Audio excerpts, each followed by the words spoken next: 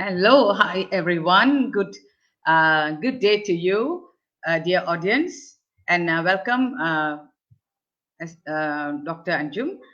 This is Dr. Estamala for your firstly and successful global educator, SDG and technology enthusiast from Malaysia, who not only focus on her life but also desire to see others excel in their lives by offering quality education for all. I'm gladly greeting and welcoming you all to another episode, uh, again on Professional Masterclass. Our topic today is on zero waste manufacturing. And for this, we have Assistant Professor Dr. Anjum uh, from Rajiv Gandhi Engineering Research College, Chandrapur, India, as our esteemed trainer and master trainer. And I'm sure she needs no much introduction, as everybody knows her. She's a very popular figure online and also offline. It is indeed our great privilege and honor to have you, Dr. Anjum, on our prestigious platform. Welcome, Dr. Anjum. You may start. Thank Welcome, you Dr. so Anjum. much. Yeah. Yes. So, can I just start with the presentation? I can share the screen. Thank you. Thank you very much. So, thank you, Dr. Esther, for this wonderful opportunity to speak on the topic zero waste manufacturing. It is again a very interesting topic. In fact, one of the areas which I am working currently, because when we see about the waste, I think, have you ever wondered how much garbage and rubbish is there on the earth? When we dispose of our daily trash, many of us would not have ever given a thought like where this waste is going and what is happening to it. But if we try to have a greater insight into this waste, we will just have a different attitude towards a variety of issues ranging from the consumption patterns to the environmental footprint that we are living behind. So let's know about like what is zero waste manufacturing and how we are going to deal with it. So if we talk about the zero waste manufacturing, it is the movement to implement more sustainable practices across the entire production and supply chain. This doesn't mean only removing waste at the time of production, but thinking instead of the entire cycle of the product, like how waste is created in the acquisition of raw materials to what happens to a product and its packaging when it is consumed and it is disposed of by the customer. So we have to think of the whole product cycle. Now, among the driving forces behind this new approach to manufacturing is extended producer responsibility. It is a concept that has been designed to place the responsibility for waste disposable creation back into the manufacturer's hands rather than those of the consumer. So, this extended producer responsibility is a key part of zero waste, focusing on take back and recycling programs for products and setting up of collection points and recycling the pickers for the products, and perhaps most importantly, designing new products that will be easier to reuse, repair, and recycle. So now, before knowing more about the zero waste manufacturing, let's have a quick look at about the facts of the global waste, like how much waste is being collected every day and how it is being disposed of. So annually, you will be shocked to know that annually our planet becomes home to about 2.01 million tons of municipal solid waste. And that figure is anticipated to reach 3.40 billion, nearly a 30 or nearly a 70% increase in the next 30 years. That is, by 2050, it is estimated that 3.4 billion tons of municipal solid waste will be generated. So, according to the World Bank, high income nations will show a daily per capita waste increase of 19%, while the same figure for low and middle income countries will grow by 40% or more. So this municipal solid waste, it is a garbage that is composed of all the items that we use on a daily basis, like the food, packaging, the clothes, bottles, leftovers in the papers, cardboard, the electronic items, the batteries. So, despite of having so many recycling technology in use, it is very alarming or very surprising to know that less than 20% of the waste is recycled annually, which means that 80% of the waste is still a part of the landfill site. So, with about 18% of the planet's population, China is the largest generation of the municipal solid waste globally, accounting for over 15% of the total. So, however, when we consider the amount of waste per capita, the ranking completely changes with country topping the list. So, according to the Global Waste Management Outlook 2024, the production of municipal solid waste will increase by nearly 2 billion tons and hit 3.8 billion tons by 2050. So, if waste management problems are not addressed immediately, the cost could almost travel by 2050 to an outstanding of $640 billion. And in 2020, this was nearly 252 billion US dollars. So, if we don't have the control over the waste, we never know what is going to happen next. So, this is about how the different landfills that we are having. The world's largest landfill is this thing.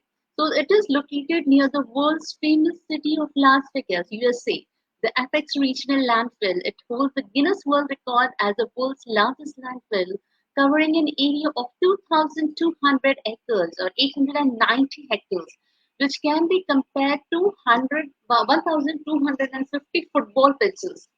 So this was opened in 1993 and it is anticipated life expectancy is 250 years. The other two biggest landfills are Bordo Ponimito, which is located in Mexico City, Mexico, with an area extending to 927 acres or 375 acres. Then the Laogang found in Shanghai, China. It covers a total area of 830 acres or 335 hectares.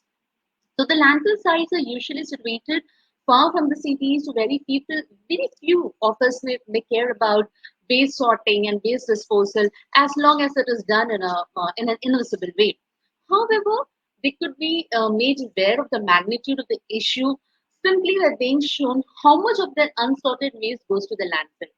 So it is therefore very interesting to take a look at how much waste is being disposed of annually at the top landfill sites. So the three biggest sites in the terms of area covered are not as the same that in terms of annual waste disposal. So the next, again, I would like to share about one more interesting report. Yeah. So this is the Global Waste Index that we'll be talking about how much waste is generated and how it is getting recycled. So one of the latest available data aggregating report, that is the Global Waste Index 2022, it analyzes and describes the way the most developed countries in the world, namely the 38 members of the Organization for Economic Cooperation and Development, generate and recycle their waste. So you can know that waste incineration is better than landfill in terms of environmental impact. With this in mind, the 17 nations from the list will incinerate more than they landfill, with South Korea, Denmark, and Germany being among them. Several countries, included those in the top three, take pride in their advanced waste management system, waste management processes, as well as having impressive recycling cycles, with Germany frequently hailed as a recycling world champion.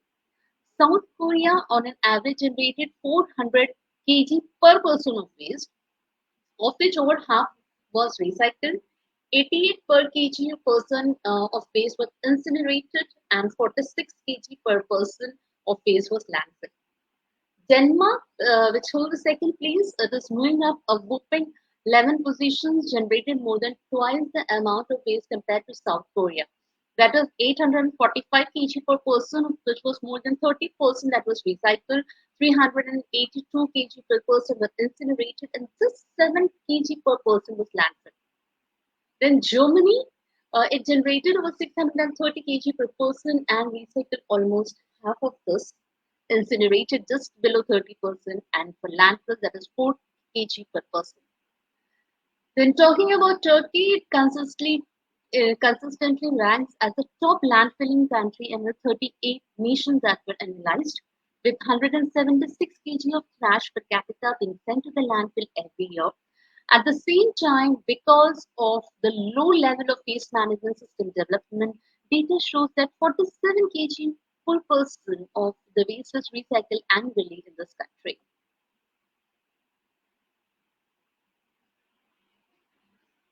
Now let's know about how the corporates or the companies or industries that we call how the corporate world is dealing with the zero waste manufacturing approach.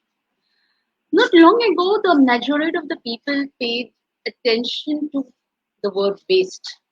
It was often overlooked and it was rather automatically referred to as an out of sight, out of mind. So, as long as trash bins were emptied, people did not care to question or think about where the waste ended up. However, this mindset has changed now, and there is now a global awareness that the handling of waste is very important, and the corporates are becoming more mindful of their waste generation and also its final destination. If you see over the past decade, there are a number of prominent corporations and brands that have significantly advanced their sustainability efforts by aligning with the zero waste movement. So these drives involve eliminating manufacturing waste that are being sent to the landfills, with more than 90% diverted from landfills and incinerators. And this success is most notable in the companies that are responsible for manufacturing of well-known household items. The most recently enterprises leading to zero waste movement are ranging from small businesses to large corporations, and they are actively involved in efforts such as diverting manufacturing waste from the landfills and empowering consumers with tools to reduce the household waste. Now, as per the US GBC, organizations are committed to closing the loop on waste through zero waste ambitions, moving beyond single facilities and coming into zero waste targets across their portfolios of assets by using true calibrated certification to advance their net zero goals. Trends are changing and waste isn't welcome anymore. We can say the companies from many industries are diving headfirst into getting certifications and doing or at least making strong efforts to demonstrate that net zero waste might be the soon way of doing business. So, in short, if we can say zero waste manufacturing is where we are trying to reduce waste because we know that we cannot just zero waste when we talk that it is where how you will be able to reduce the waste, reuse it, and recycle it. So just have a look at it. So zero waste practices encompass the principles of reducing, reusing, recycling, recovery, and disposal. Actually, these practices aim to minimize waste generation and also minimize the environmental impact that is being caused by the waste. So, if we try to prioritize waste prevention, material reuse, efficient recycling processes, resource recovery, and responsible disposable methods, zero waste initiatives try to create a sustainable and circular economy. In addition to the principles of zero waste, which includes reuse, recycle, recovery, and disposal. There are many other certification agencies that, or many other organizations that are trying to incorporate additional practices to further promote sustainability and waste reduction. So this practice include firstly the source separation, which is implementing effective system to separate different types of waste at the source, facilitating easier recycling and diversion from the landfill. The second is composting, which encourages composting of the organic waste material to divert them from the landfills and create valuable soil amendments. The third is material reclamation, which is prioritizing the reclamation and reuse of materials from discarded items, promoting a circular economy and reducing the need for raw resources. The fourth one in this is sustainable purchasing, because whenever we purchase anything, we need to prioritize environment. So we should buy friendly and reusable products so that we reduce waste generation from the outset. Then education and training, which is very much required because this kind of trainings or education or awareness programs should be done with the employees and the stakeholders to raise awareness about waste reduction strategies and promote participation in waste management initiatives. So, by incorporating these additional best practices, we can go beyond zero waste principles to promote comprehensive resource efficiency and environmental stewardship within organization and communities. So these are some of the innovative approaches that will be required. Of course, there should be policy support, data collection. Because yes, we need policies too, and that should be designed. So if we like, I was talking about some of the best practices in the earlier slide, like soil separation, composting, sustainable purchasing, education, and training. So if we use these best practices, we know that we can go beyond the zero waste concept and we can achieve what we want. So, after looking at the challenges that we saw, uh, we should be also knowing some. Now we will discuss some innovative approaches and some solutions. So, some solutions. First one is the policy support. So, we need to align local regulations and policies with the zero waste principles to create an environment for mass adoption. The policy should be such that it should be acceptable by all, or it can be adopted by most of the people. So this includes incorporating the zero waste principles into the various policies. For example, sustainability policies guiding everything from procurement practices to building designs. Even human resource policy should play a role, like providing incentives to employee engagement in waste reduction initiatives. By aligning regulations and policies with the standards, there should be some standards which, in fact, the companies or the organization dealing with the waste management can create. And we can create an environment where sustainability isn't just an option but the default setting. So the next one is data collection and reporting. So capturing and analyzing accurate data about waste management is very important for shaping policies and planning at the local level. So by understanding the quantity and the type of waste that is being generated, so the authorities can choose proper management strategies and they can also prepare for the future needs. So transparent reporting, it will enhance accountability and it will provide the stakeholders with valuable insights into the efficiency of waste management methods. Then, yes, of course, education and awareness campaigns, they are vital for promoting the adoption of zero waste practices.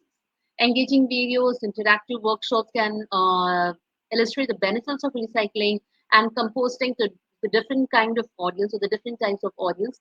And we need to empower the stakeholders with the knowledge and the opportunities. Then financial support and incentives. So it could prove beneficial in the effort to promote the standards of waste management by providing financial incentives and or support mechanisms to encourage business, uh, those who are ready to invest in the zero waste management practices. So, for example, government and organization can offer financial assistance in the form of grants to business to encourage making the transition to the zero waste management practices. So, by offering the solution, we can encourage business not as a cost but as an investment in a sustainable future. And of course, if we do this, it is a win-win environment, economy, and ultimately for all of us. And the next thing that we can be doing is we can be design apps for waste reduction where we can develop engaging mobile apps or reward systems that will provide incentives to the individual companies and the communities to participate in waste reduction and the recycling initiatives. So if we talk about anything, like any of the initiatives that we take, obviously there have to be some challenges. And of course, if we have challenges, so we also need to find solutions for it. So we'll be discussing some solutions now and also the challenges. So the first challenge is, of course, there are some technical challenges that we have. So in that, the first one is limited infrastructure. While there is rapidly developing waste management infrastructure in many countries, that still they lack sufficient facilities for various advanced recovery and processing technologies required for zero waste manufacturing. A few examples of infrastructure investment that are still necessary to be introduced to this market include large-scale organic waste composting facilities and specialized plastic recycling plants. The second is technology adoption, implementing innovative waste management technologies like and aerobic digestion, AI-powered sorting system, etc., requires significant capital investment, overcoming initial difficulties in operational integration and expertise. And the third, another technical issue is data collection and monitoring. Actually, measuring and monitoring waste streams throughout the entire life cycle from generation to disposal, it requires a lot of data management systems, and you need skilled persons for its implementation. So nowadays, we are not able to have skilled persons in that. The second is economic and business. So in this first term, the cost and investment. So comprehensive recycling and composting, they often have higher upfront costs compared to the traditional landfill and incineration methods. Finding revenue streams and cost recovery mechanisms to make these practices economically equitable can be challenging, and they require cost-efficient solutions. So government should provide subsidies, so it can be a potential example to make these upfront sustainable investment more attractive and less expensive. The next is market demand. So, creating a robust market for the recycled materials and the compost is very important for the success of zero waste and also for circular economy. So, limited demand in specific sectors can discourage investment, and it will slow down the waste diversion efforts. Then the next is consumer behavior. So we need to shift the consumer behavior towards responsible waste disposal and resource conservation. It requires extensive awareness campaigns and education programs to overcome the ingrained habits, the cultural norms, and the status quo. There are many change in mindset is required. Then policy and regulatory. So as well as lack of standardization. It is clear and consistent regulations and standards for waste management practices, labeling for recycled materials, and product end of life responsibility. A few examples of crucial guidelines to enable a seamless transition towards zero waste. So gaps in this area can ultimately delay the progress, ensuring that the government regulations support, facilitate, and progress the principles of zero waste and resource efficiency is very important to attain success. The next is enforcement and transparency. So, implementing and enforcing strict regulations on waste disposal, promoting and maintaining transparency in waste management system are essential to hold all the stakeholders accountable and discourage practices that contradict or prevent the progress of the zero waste. Then we have social and cultural. So in that first one is of course changing the mindset because it is very difficult to overcome the traditional perceptions of waste as a disposal and fostering a resource recovery mindset among not only the common people but also for the government and the companies as well.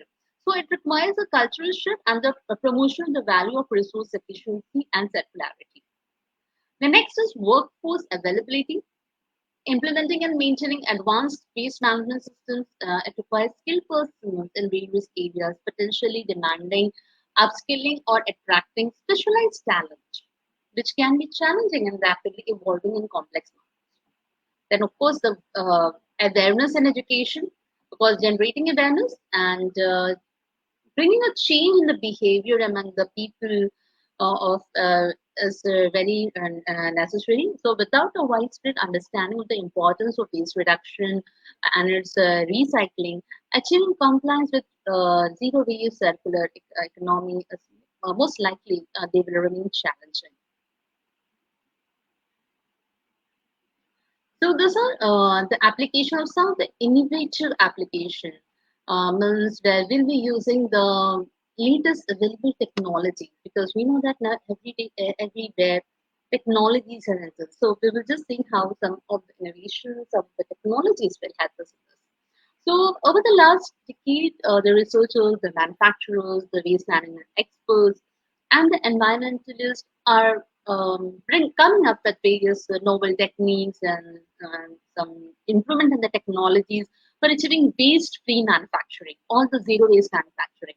So some of these methods include use of smart technologies, waste prevention manufacturing techniques, waste minimization, waste prevention, waste utilization, as well as waste recovery and conversion.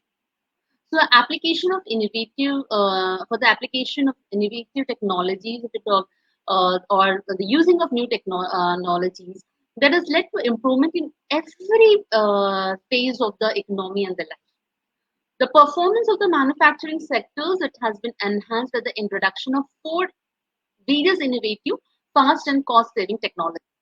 So the fourth industrial revolution, it combines physical, digital, and biological techniques that will improve the flexibility, agility, and the pace of the production systems to meet the rising demands for goods and services. So this fourth industrial revolution, it involves the application of notable technologies such as the IoT, big data analytics, robotics, additive manufacturing, machine learning, lean manufacturing, artificial intelligence, and high performance computing, um, to produce high quality products in a cost effective, labor friendly, and environmental friendly manner. So, the deployment of these technologies in the manufacturing sector will enhance productivity, it will improve the usefulness of the product, it will reduce energy consumption, and will also reduce the emission of toxic gases and lead to this will ultimately lead to waste reduction.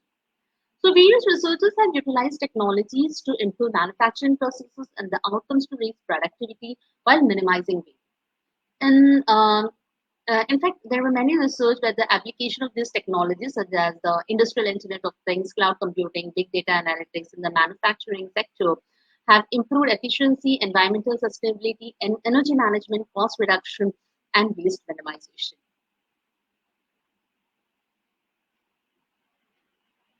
So now just let's talk about waste recycling and how we have to use it. Because yes, waste recycling and then reusing, it is a very important way of waste minimization and an important technique to minimize waste, to reduce the waste, and also promote waste management.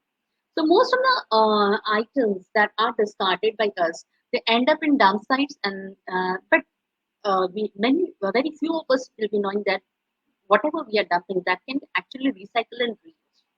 So the waste recycling and reuse, it will reduce the number of waste that was being sent to the landfill or the incinerator, and it will ensure conservation of natural resources. It will save energy, it will reduce the pollution and contamination, and it will also support the manufacturing sector. Recycling of waste from the waste treatment and disposable, it will save. It will ensure that minimum energy is consumed during product manufacturing for sustainable waste recycling systems. The waste that is generated, so it should be collected, it should be sorted, then processed, and then it should be converted to other usable items. And the consumer should be encouraged to use those items that are produced from the recycled materials: paper and cardboard, plastic, food metals, rubber, leather, wood, stone, brick, glass, ceramic. These are all the common waste items that are generated from our household every day. And but this all these waste, they can be recycled and they can be reused. Okay.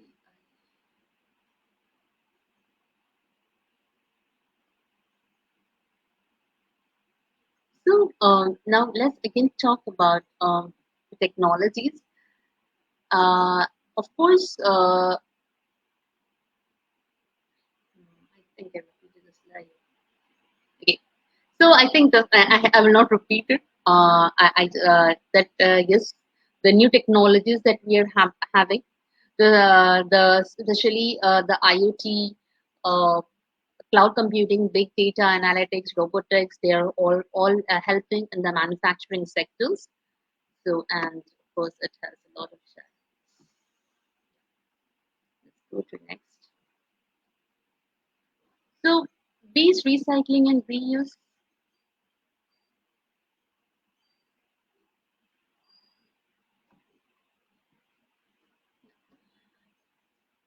Now, it will reduce the number of waste that is sent to the landfills and the recycling waste from the manufacturing sector. It will reduce the use of new raw material. It will minimize the environmental impact, and it will save money and ensure that minimum energy is consumed during the product manufacturing. So, But if we talk, yes, this is something that is actually achievable. There are many techniques that we have. Like if we talk about the different types of waste that are being generated. So, like I just mentioned, like we are talking about the newspapers, glass containers, or the laundry bottles that are being generated every day. So most of the items that they are discarded by mankind and they are ending up in dumping sites. But if we have a look at it, we just have a look at it. So recycling of waste from the manufacturing sector, it will reduce the use of new raw material, it will reduce the environmental impact. So uh, I will just give an example, like for the waste glass. So one of the most reported use of waste glass is a substitute for the fine aggregates and concrete to reduce the cost and environmental impact of Portland cement production.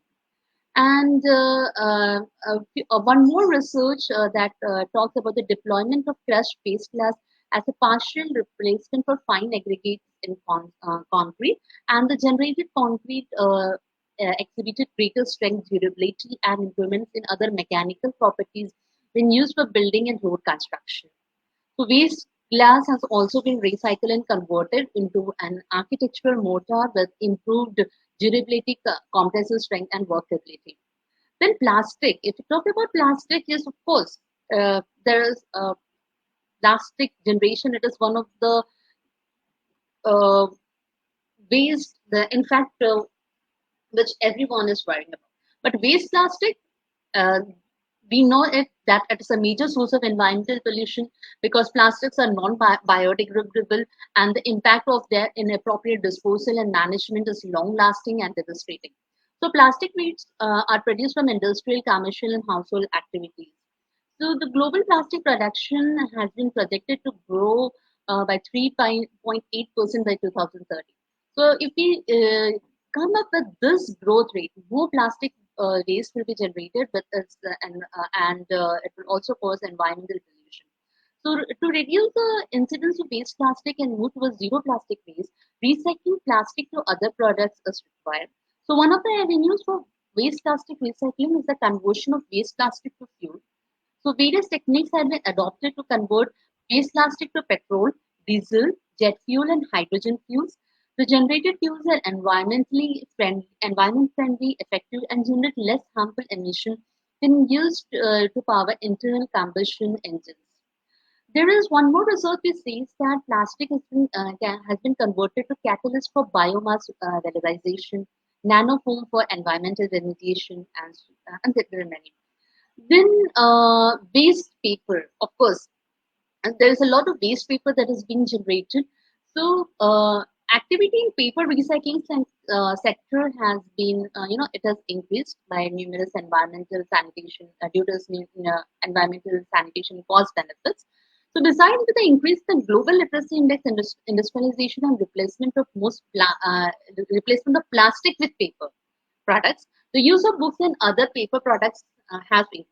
So the papers are used in the production of books, magazines, cardboard, stationeries, and other printing and packaging.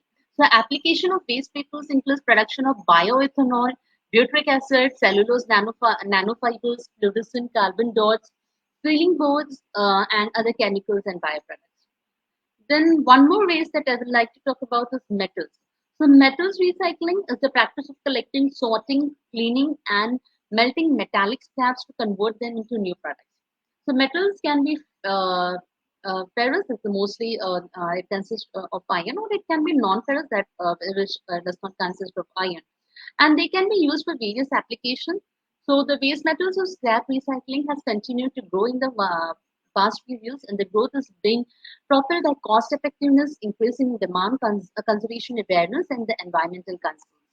Better recycling will allow builders, producers, and industrialists to get raw materials for the production of finished products without damaging their properties. So there are huge prospects for metal recycling in meeting the dearth of adequate materials for global industrialization drive. The major process for metal recycling includes collection, separating, sorting, cleaning, weighing, and selling. The ferrous metals are separated from non-ferrous metals before selling, and the collected metals are then remelted, cast into biogas, and sold to industries for further use. So sustainable end of life products for metal conversion, and they include end of life products. Then waste textiles that we have. So due to increased population, modernization, increase in fashion awareness, and inclement weather conditions created by the depletion of ozone layer, the use of clothing and other textile materials have continued to increase. So the generation of worn out textiles and out of fashion clothes has continued to rise. For example, about 134 million tons of waste textiles are expected to be generated globally by 2030, as against the current data of 92 million tons. So it is estimated that the conversion and utilization of the waste textiles can reduce the production of new textiles from new materials, thereby improving sanitation and slowing down the rate of filling of landfill spaces, and lessen the use of water, energy, and chemicals in the production chain. So compared with the incineration and landfilling, textile recycling is more beneficial than the economic, health, social waste recovery, and environmental. So there are many more examples that we can talk about: wastewater. We can talk about plastic. I have already discussed. Then waste tires. There are many, many. In fact, there are many other things that we can be discussing. So yes, if we say zero waste manufacturing is achievable, we already discussed how different types of waste can be recycled. Yes, because if we talk about it, so yes, it is achievable. So, however necessary, we need to have legislation, policies, and programs that must be enacted and also implemented. So, there is a need for comprehensive and all-encompassing strategies with specific timelines that will be respected by all the stakeholders. The first step was this is to intensify citizenship education geared towards behavioral change. The people must buy into wholeheartedly and support sustainable consumption. The adverse effects of unmanaged waste on global climate change and human health are unambiguous and evident. Many people and communities are unwilling to imbibe sustainable behavior and lifestyles that will mitigate the raging effects of environmental degradation. The government at various levels must be willing to invest in sensitization, education, and training, and research on innovative ways to achieve zero waste manufacturing. So the producers of some non-biodegradable and hazardous products must be made to take some responsibility for the impact of their products on the environment. So the producers must develop vision strategies for product take back to encourage consumers to return the product to them to its end of life. And the manufacturers must develop innovative technologies that that will be sustainable, and it will allow the return products to be reused, remodeled, reprocessed, and made anew. So such encouragements must include monetary rewards and other incentives such as discounts on the purchase of new products. So, and it will promote the producers and the consumers responsibility to reduce indiscriminate dumping of used products by the consumers, and ensure the manufacturer produce products that can be recycled. So some of the countries may have been having big policies towards waste recycling and material recovery from waste. The enforcement of some of the waste management policy has been politicized in some countries. And in the interest of the sustenance of the environment, policies and legislation that promote 100% recycling of waste and 100% recovery of resources from waste and zero landfills should be encouraged. So coming to the conclusion, yeah, so the breadth of affordable materials for the smooth running of the manufacturing sector, it has become a major challenge, and but we can tackle it, we can deal with it. So with the ever increasing cost and environmental impact of making virgin materials, waste minimization, reduction, conversion, and recycling. So all these approaches have been gaining attention, and there is this is a time when we should start applying the innovative technologies and should adopt the best practices, and because this will help us to have play a critical role in the waste collection, reduction, and management to build a sustainable circular economy. So, in the framework to achieving circular economy, adoption and implementation of economic policies, legal instruments, and digital technology that will minimize the use of virgin raw materials are very, very important.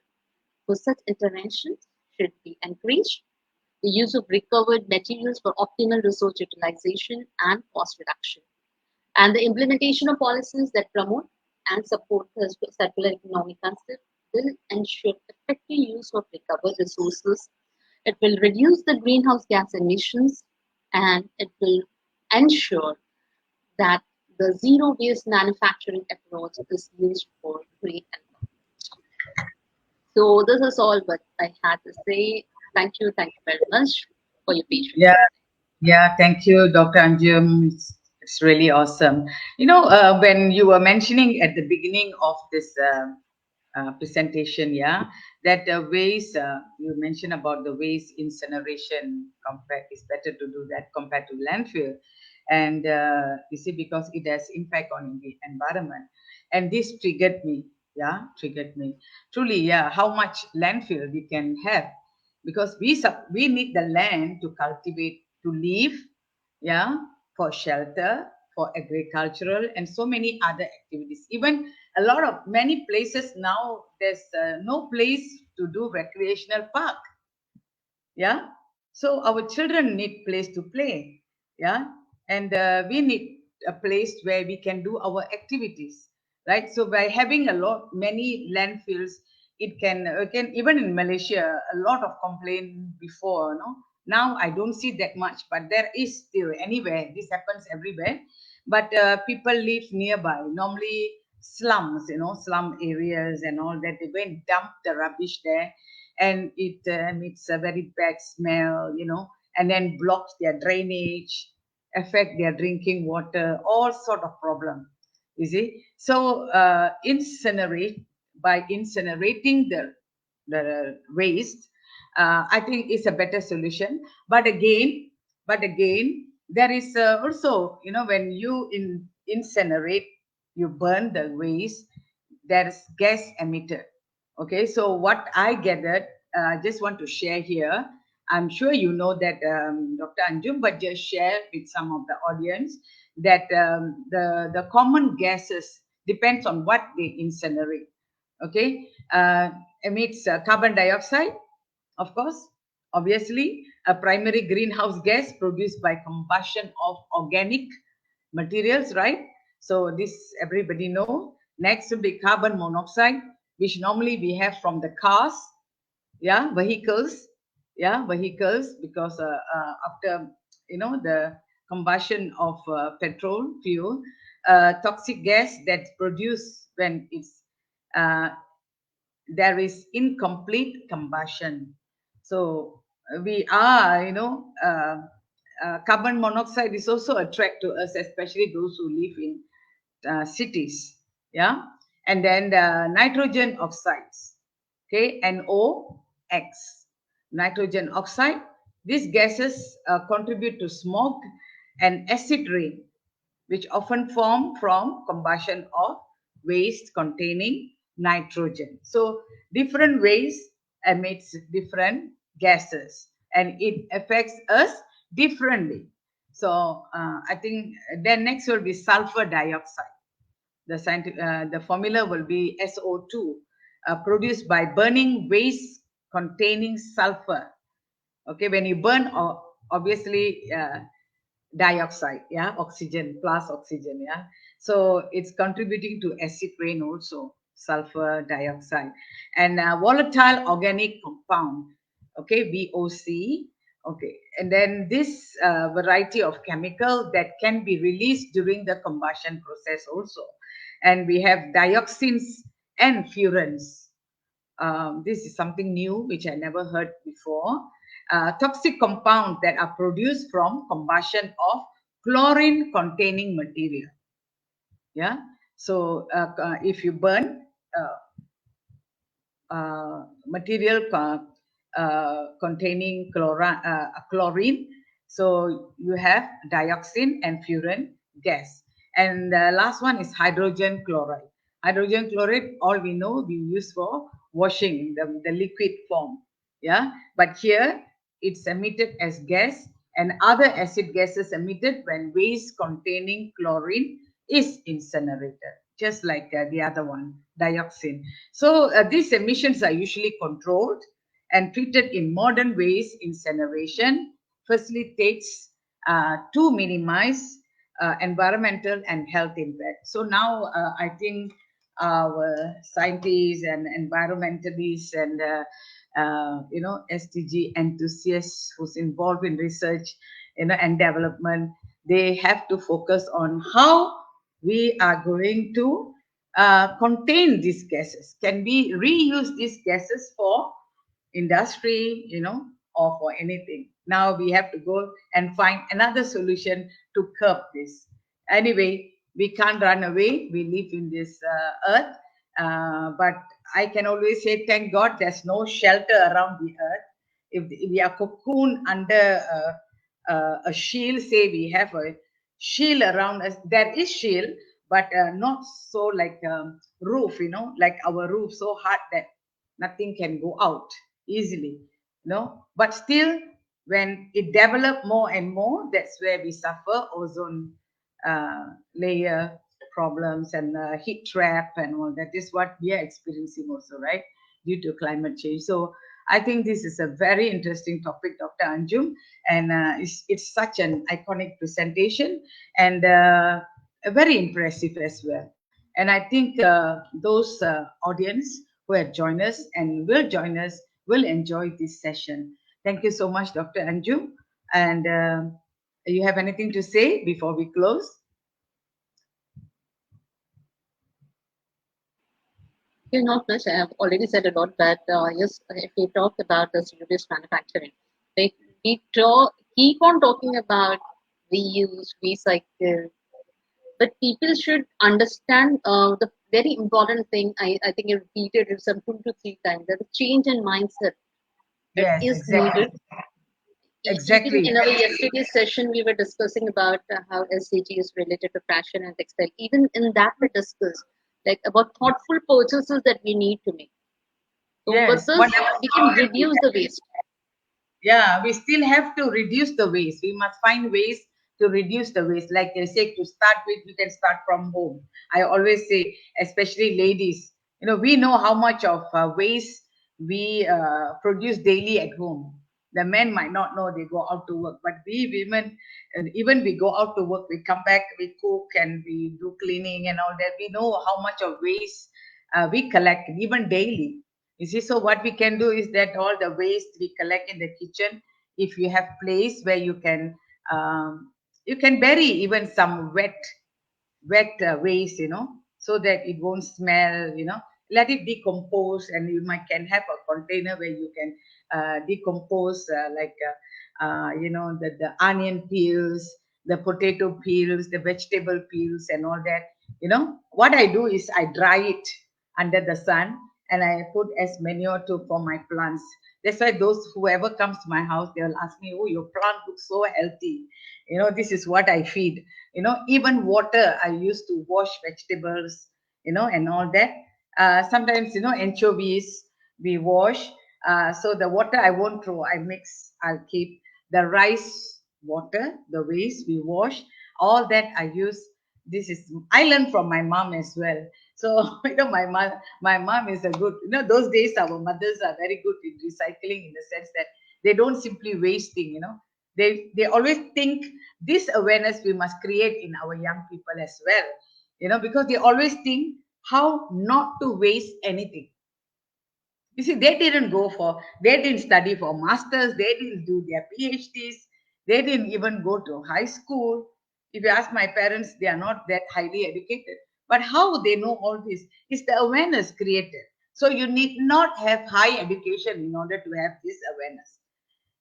You can read, we can read, or we learn from others. Yeah, we can watch a lot of documentaries. Be interested. That's what I can say. Be interested. Don't be like confined to your work, your family, and nothing else. You say no time. So if like that, we are going to ruin our own life. We got to know what's happening around us, how to reduce problems so that we will not be problem in our own house, as well as to our neighbors, our community, our country. Yeah, for happy life. Yes, it's very interesting topic today, Dr. Anjum. Thank you so much. Hope to see you in with another happening topic in next masterclass again. Thank you. Bye bye. Dear audience, thank you so much for joining us today. I'm very sure you have benefited, and this Dr. Anjum sharing would have provoked many thoughts in you. You know, how you going to reduce waste? Start with at home. Even in office, like what Dr. Anjum you mentioned just now about the paper waste. So Malaysia has gone to paperless uh, work work area and all that. Yes, we have reduced much, but still I think it's not enough. And we have all, like those days we used to do filing a lot, right? So nowadays we minimize filing. We put everything in our backup, yeah, hard disk, external hard disk, and all that. But of course that is not secure for a long period. I think every person, if you need to back up important document, we have to have two backup source for one file, because in case after sometimes the file can be corrupted, or maybe the external hard disk where you save can be faulty suddenly.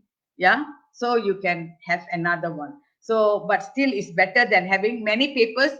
Not only we are wasting papers, okay, we are cutting down trees, we are collecting dust, we are taking unnecessary space.